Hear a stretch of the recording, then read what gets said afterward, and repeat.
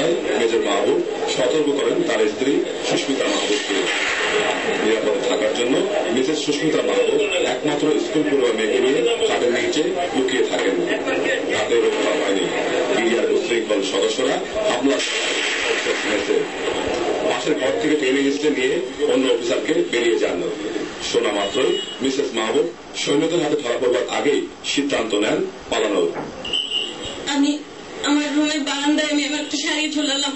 আমি ওকে বলছি ওরা যদি আমার রুমে ঢুকে আমি ওদের কাছে ধরা দেবো না, আমার সাথে আমার মেয়ে আছে, আমি কিন্তু জান করবো, মরি বাঁচি আমি মরে যাবো, আমি ওদের কাছে ধরা দেবো না।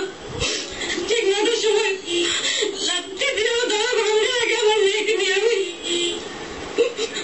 আমি আমার মেয়েকে নিয়ে দুধার থেকে জান করে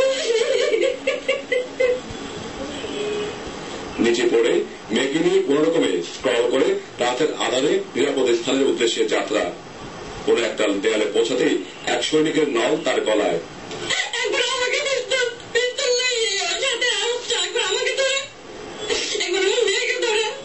ভাগ্যক্রমে ওই সৈনিকটি ছিল তার স্বামীর ইউনিটের।